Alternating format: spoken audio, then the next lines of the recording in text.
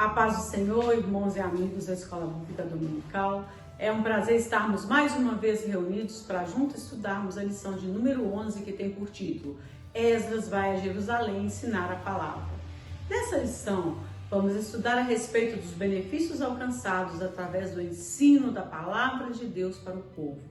O ensino das Escrituras é um tema de extrema relevância para a igreja em todos os tempos. O texto áureo encontra-se no livro de Hebreus, capítulo 6, versículo 5, parte A. E provaram a boa palavra de Deus. A verdade prática: a palavra de Deus é semelhante a uma afiada espada, é poderosa e penetrante. A verdade prática foi retirada do livro de Hebreus, capítulo 4, versículo 12, que assim nos diz: porque a palavra de Deus é viva e eficaz, e mais penetrante do que qualquer espada de dois gumes. Penetra até a divisão da alma e do espírito, das juntas e medulas, e é apta para discernir os pensamentos e intenção do coração. A leitura bíblica encontra-se em Esdras, capítulo 8, versículo 1 ao 12. Vamos para a nossa introdução. Na sequência do estudo do período da formação da comunidade no segundo templo, para extração de lições sobre o avivamento espiritual, analisaremos os capítulos 7 e 8 do livro de Esdras. Todo avivamento espiritual começa pela palavra de Deus. O ponto 1 nos diz: Esdras é mandado para Jerusalém. Estamos estudando nesse trimestre o período da formação da denominada comunidade do segundo templo, para, com base nos relatos referentes a este momento histórico de Israel, extrairmos lições sobre o avivamento espiritual. Por isso mesmo, não teve o nosso saudoso comentarista a preocupação em fazer o estudo em uma sequência cronológica. Assim, depois de termos tido algumas lições no livro de Neemias, cujos fatos se iniciam no 20º ano do reinado de Artaxerxes, conforme Neemias capítulo 2, versículo 1, iremos nessa lição fazer uma análise do papel de Esdras em todo este processo. Ou seja, voltaremos para 13 anos antes da ida de Neemias, para fatos ocorridos no 7º ano do reinado de Artaxerxes, conforme Esdras capítulo 7, versículo 7. O livro de Esdras, depois de narrar os episódios que cercaram a reconstrução do Templo de Jerusalém, dá um salto de aproximadamente 57 anos. Segundo alguns cronologistas bíblicos, pois a Páscoa mencionada em Esdras 6 teria ocorrido em 516 a.C. e os fatos noticiados em Esdras 7 teriam ocorrido por volta de 459 a.C. Notamos, portanto, que na expressão passadas essas coisas, constando em Esdras capítulo 7, versículo 1, há esse intervalo de tempo. Intervalo, inclusive, em que se desencadearam os fatos narrados no livro de Esther. O templo foi reconstruído, mas não a cidade de Jerusalém. O governo passou a ser exercido, segundo consta Flávio Jósefo, pelos seus sumos sacerdotes, auxiliados pelos chefes do país. E não houve qualquer iniciativa para que se construísse a cidade de Jerusalém, principalmente seus muros, o que daria segurança para o próprio templo. Enquanto o povo voltava a uma situação de inércia com relação às coisas divinas, o inimigo não cessava de montar os seus ardis para tentar atrapalhar o plano divino para os judeus serem propriedade peculiar de Deus dentre os povos. Assim é que, de um lado, os povos vizinhos começaram a aproximar-se dos judeus, retirando aquela animosidade que havia caracterizado os primeiros anos de convivência, a ponto de conseguir, inclusive, formar famílias com os judeus numa proliferação de casamentos mistos. De outro lado, houve a tentativa de destruição de todos os judeus nos dias do rei Xerxes, quando o primeiro-ministro Amã, que era agagita, ou seja, descendente do rei dos amalequitas, Agag, que havia sido poupado por Saul, conforme 1 Samuel, capítulo 15, versículo 8 a 9, e assim mantido a semente desse povo que era inimigo dos israelitas. Observe, Lembremos que no livro de Esther, o rei da Pérsia é chamado de Assuero, mas Assuero era o título que recebia o rei da Pérsia, assim como o rei do Egito era chamado de Faraó. O rei persa que se casou com Esther foi Xerxes, que reinou 486 a.C. até 465 a.C. Ele era filho de Dário I. O rei confirmou a ordem de Ciro para a reconstrução do templo. Deus havia tomado providências para impedir a destruição pretendida por Amã, mas ainda não haviam sido tomadas medidas para que essa aproximação dos povos vizinhos aos judeus comprometesse a separação dos israelitas. Condição necessária para que fosse o povo santo de onde viria o Messias para salvar a humanidade. Notamos, pois, como o inimigo sempre tenta atacar o povo de Deus em duas áreas. O primeiro é o da destruição física. O diabo usa os seus agentes para eliminar fisicamente os servos do Senhor, como tentou fazer através do decreto de Amã. Conseguiu que o rei Xerxes escrevesse um decreto para matar todos os judeus, conforme está escrito em Esther, capítulo 3, versículo 8 e versículo 13. Ante a ameaça de eliminação física, o povo de Deus deve sim, como fizeram os judeus naquela ocasião, clamar a Deus com oração e jejum, para que a ameaça seja eliminada. Mas o fato é que não devemos temer perder a vida física, pois ainda que sejamos fisicamente mortos, ninguém ou nada poderá nos separar do amor de Deus que está em Cristo Jesus nosso Senhor, conforme é escrito em Romanos capítulo 8, versículos 39 a 39. Prova disso foi a morte de Estevão, o primeiro mártir da igreja, que quando se encaminhava para a morte por apedrejamento, pôde ver que os céus estavam abertos e o Senhor Jesus à direita do Pai estava em pé para recepcionar o seu servo, conforme Atos capítulo 7, versículos 55 a 60. O servo do Senhor tem de estar disposto a morrer pela causa de Jesus, pois ele se dispôs a morrer por nós. Está em 1 João capítulo 3, versículo 16, Atos dos Apóstolos 20 e 24. Jamais podemos abrir mão de nossa comunhão com o Senhor por causa da ameaça física quanto à nossa vida biológica, pois quem amar a sua vida perderá a vida eterna. Está escrito em Mateus capítulo 10, versículo 39. Alguém poderá dizer que este conceito somente existe na igreja, não era aplicável aos judeus, mas a verdade é que este mesmo pensamento também vigorava entre os israelitas, precisamente no período da comunidade do segundo templo, quando surgiu a ideia da santificação do nome de Deus, segundo o qual o judeu era exigida a resistência até a morte contra qualquer iniciativa que representasse apostasia espiritual. Por isso é dito que não devemos temer quem pode matar o corpo, que é o inimigo de nossas almas, mas sim aquele que tem poder para lançar o homem no lago de fogo e enxofre, que é o nosso Senhor e Salvador Jesus Cristo. Mateus capítulo 10, versículo 28. O segundo ponto pelo qual o inimigo ataca o povo de Deus é o da eliminação espiritual, ou seja, o de procurar matar os princípios, os valores, as crenças do povo ao longo do tempo, mediante um comportamento que seja permissivo em relação ao pecado. Normalmente, mediante a convivência com pessoas descomprometidas com o mandamento do Senhor.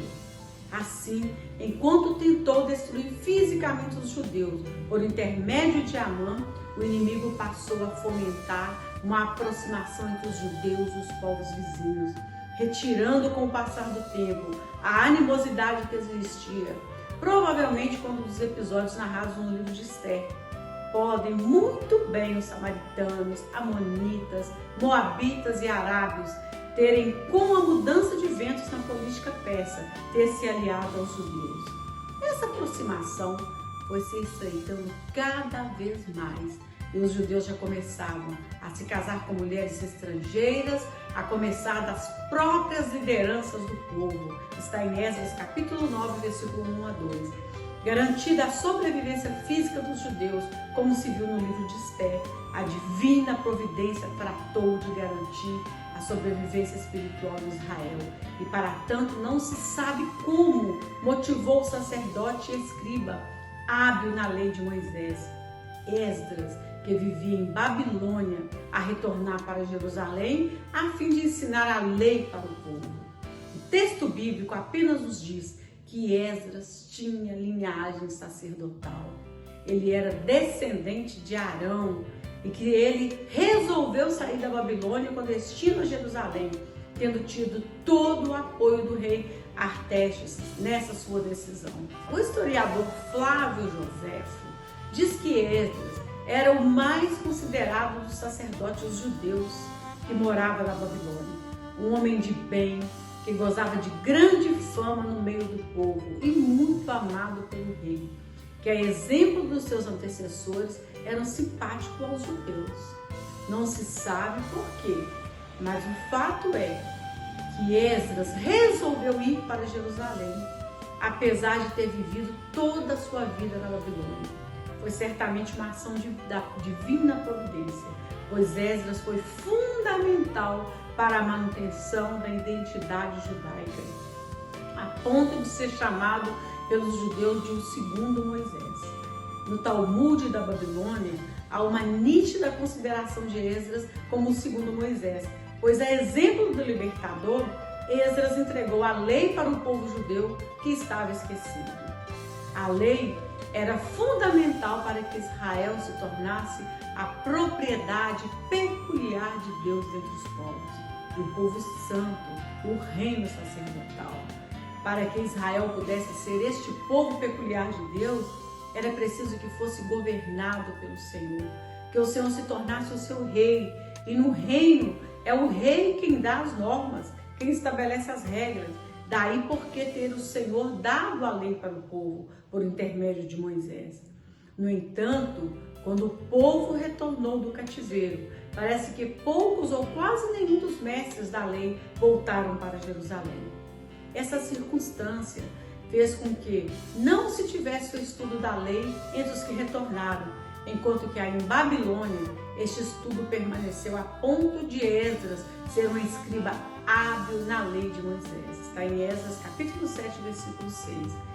Esdras então leva a lei novamente para o povo judeu, um povo que por falta de instrução estava correndo sério risco de ser destruído, assim como tinha acontecido com o reino das 10 tribos, escrito em Osés capítulo 4, versículo 6.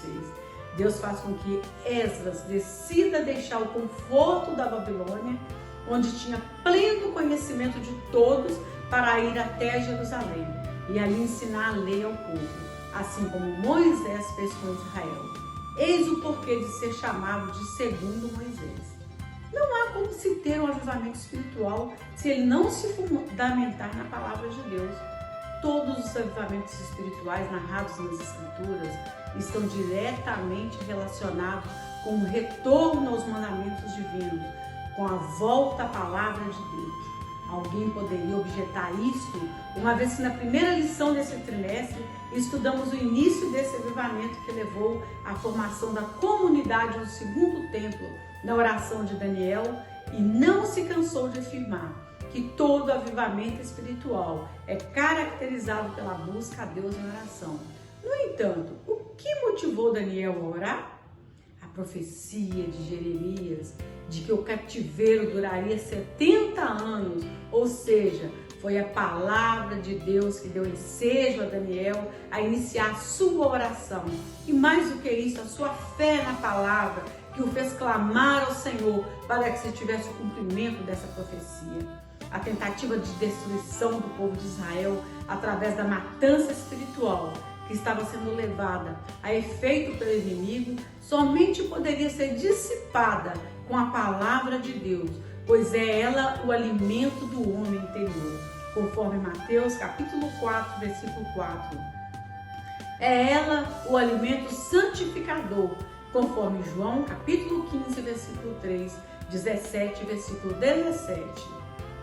E sabemos todos que sem a santificação ninguém verá o Senhor. está em Hebreus capítulo 12, versículo 14, quando o povo já estava se cansando com os estrangeiros, quando a nova geração nem sequer conseguia mais falar a língua judaica, colocando em risco a preservação da identidade nacional de Israel, o Senhor toma a providência necessária, que era levar o mestre da lei, o mais exímio daquele tempo, para entregar a nova lei ao povo e restaurar Israel como propriedade peculiar de Deus dentre os povos. Está em Esdras capítulo 9, versículo 12. Em nossos dias não é diferente.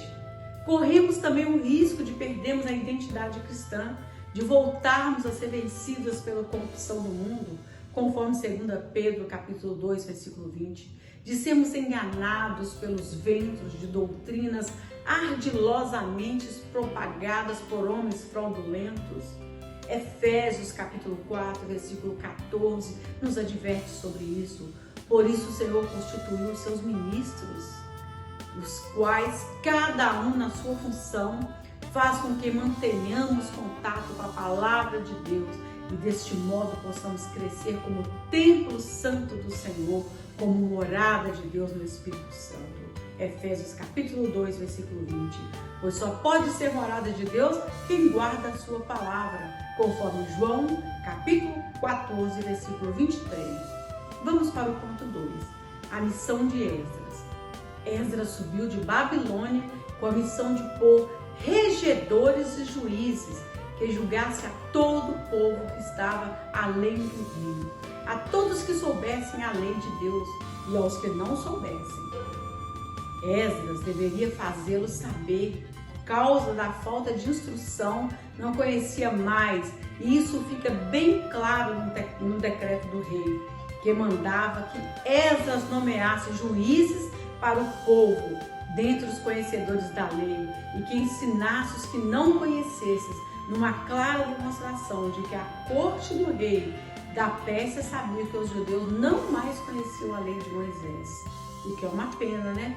Porque o povo perece por não conhecer a palavra. O inimigo sabe que se o povo de Deus deixar de conhecer a palavra do Senhor, perderá a sua identidade. Será destruído como povo, misturando-se com os que não creem em Cristo, com os que não têm compromisso de morar nas mansões celestiais. Por isso, o adversário luta contra a palavra de Deus e procura de todas as formas fazer com que o povo não tenha acesso às Escrituras. Está entendido agora o porquê tantos procuram atrapalhar as escolas bíblicas dominicais? Esdras era um escriba hábil na lei de Moisés, ou seja, era alguém que conhecia a lei com profundidade.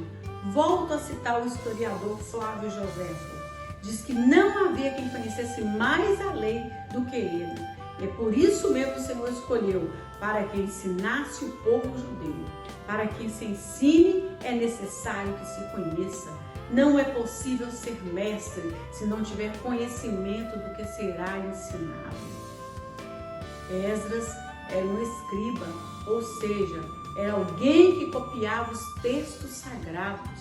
Naquele tempo não havia imprensa e os textos eram manuscritos, ou seja, todos escritos à mão. O material empregado para se escrever era o papiro, que se deteriorava com facilidade, de modo que era importante que se fizessem cópias das escrituras, de modo ininterrupto. Os escribas eram naquele tempo praticamente os únicos que conheciam as escrituras, pois por causa do cativeiro, o povo havia deixado de falar o hebraico e teria adotado o aramaico, a língua falada na Babilônia, como seu idioma. Entretanto, os textos sagrados eram escritos em hebraico, e desse modo, só os escribas que copiavam os textos em hebraico tinham acesso ao conteúdo do texto sagrado e podiam explicar ao povo que nem hebraico falava mais. Eles haviam perdido totalmente a identidade deles, nem a própria língua deles não sabiam falar mais. Vamos conferir Neemias capítulo 8, versículos 7 e 8. Os mestres na igreja não podem ser diferentes em nossos dias. Se é certo que as escrituras, desde a reforma, é acessível ao povo, porque foram traduzidas no idioma de cada um. Também se sabe que não basta o conhecimento da língua para se poder entender o texto sagrado, como nos mostra o eunuco que era mordomo-mor de Candace, e pelo que se verifica a narrativa bíblica, conhecia o hebraico, conforme Atos capítulo 8, 27 e 35. Hoje em dia, é mistério que na igreja haja ministros que saibam explicar e fazer com que as escrituras sejam entendidas. E para tanto, não se faz necessário apenas conhecer. Esdras não era apenas um escriba, mas um escriba hábil, habilidoso, diligente, apressado, pronto e disposto. Essas são as características de um verdadeiro líder. O líder precisa ter essas características, pois a obra de Deus necessita de pessoas com essas características para ganharmos o maior número de pessoas para o reino de Deus. Esdras era alguém muito cuidadoso com o estudo e a cópia das escrituras, e alguém que tinha extrema facilidade no entendimento do texto sagrado.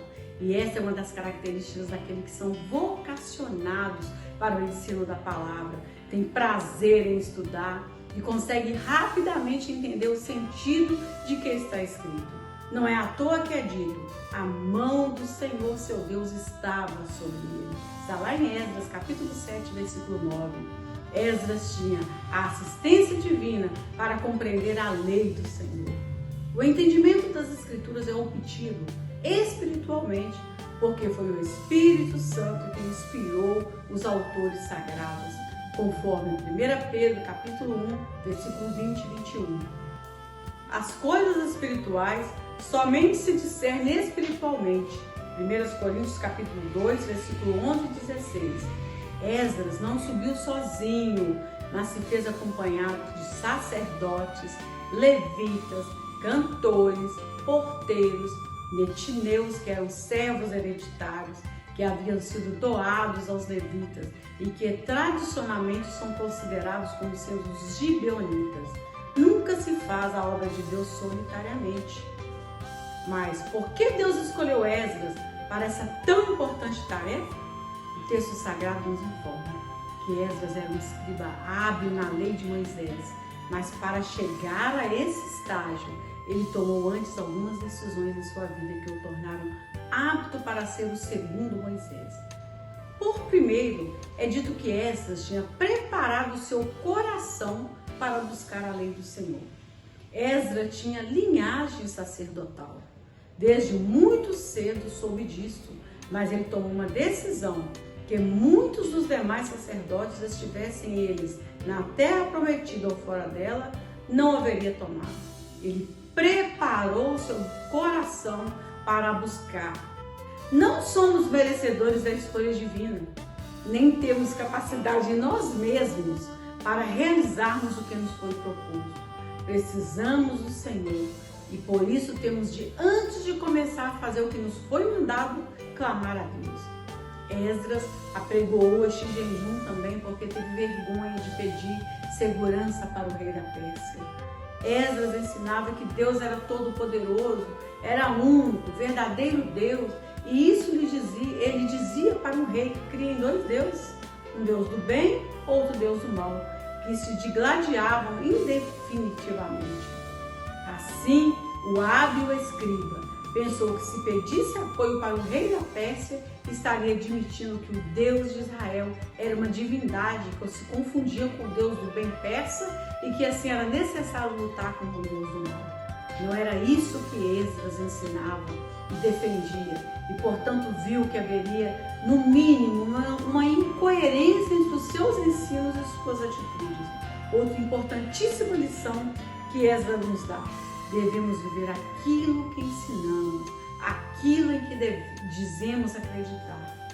Esdras, pelo que ensinava, não podia pedir segurança para o rei da Pérsia, mas ao mesmo tempo sabia que o caminho era perigoso e o inimigo certamente tentaria impedir a chegada do povo a Jerusalém.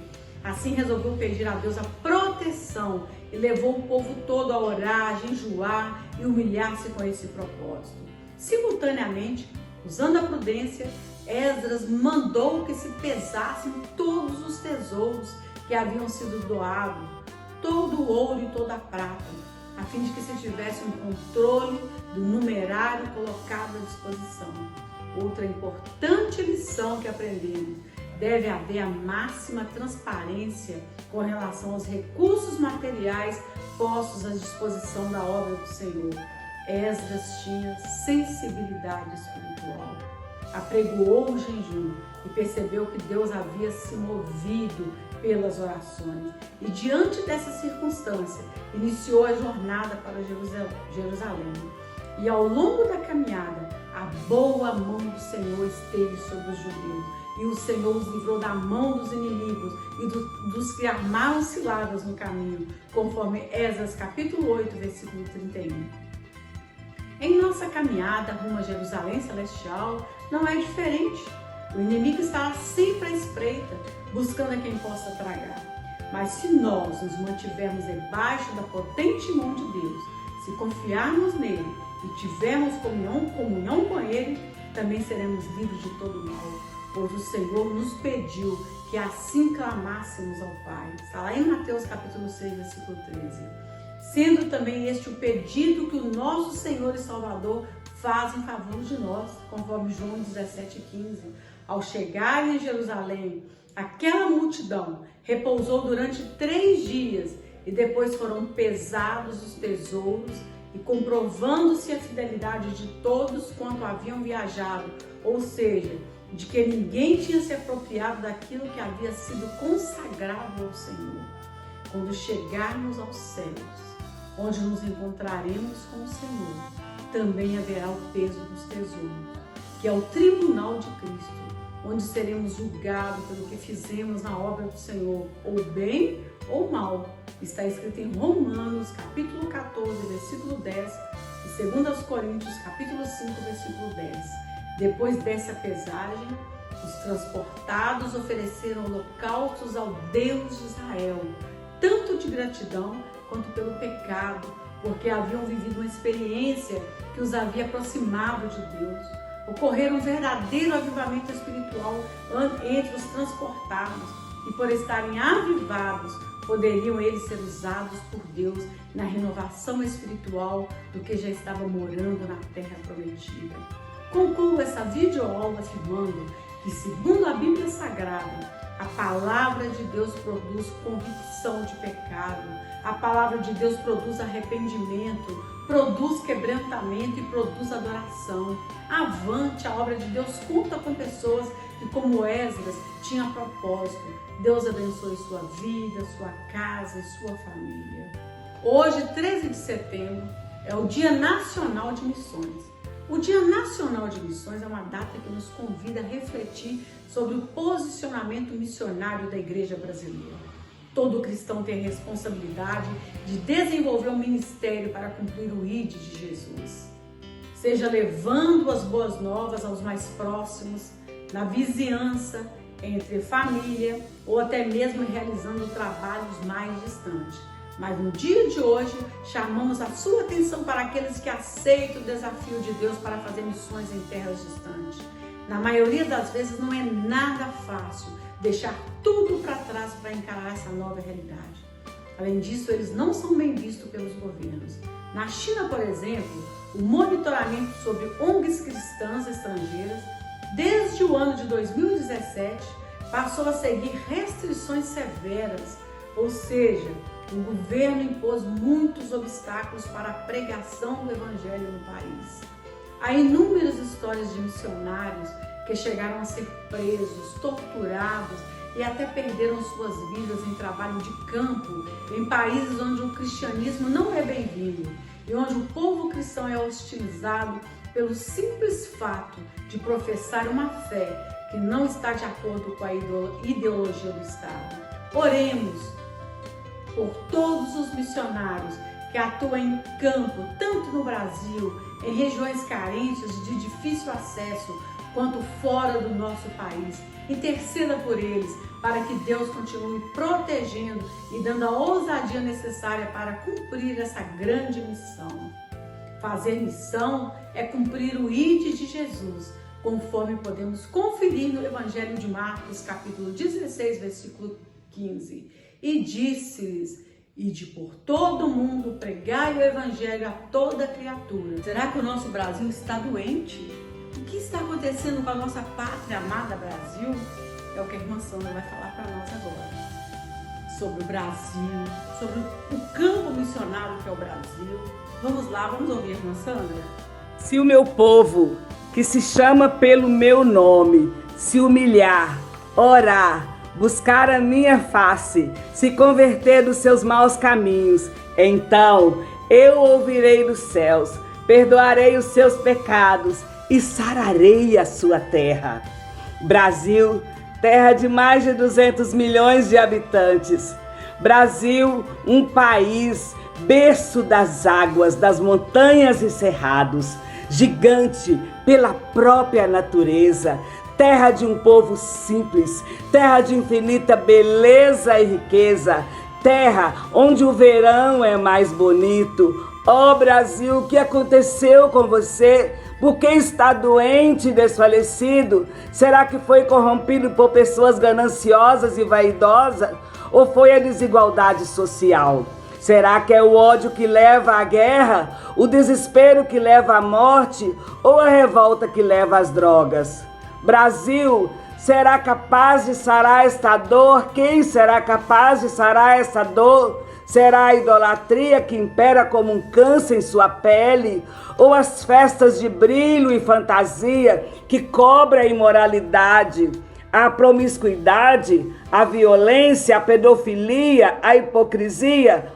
Ó Brasil, quem pode sarar essa terra? Quem pode trazer a esperança, a paz, a alegria que permanece? Quem pode te dar a cura? Brasil, eu conheço alguém que pode te trazer a paz, a esperança. Jesus, sim, Jesus veio. Ele pode curar a sua dor, quebrar este jugo, aniquilar o inimigo. Só Ele tem a chave da vitória, a chave que pode te dar o nome de nação, cujo Deus é o Senhor. Como? Através de quem? Ó meu amado Brasil, a igreja ela é comissionada por Cristo e capaz de levar a palavra, pois a igreja sabe, Brasil, que a palavra de Deus, ela é a verdade que liberta, e conhecereis a verdade, e a verdade vos libertará.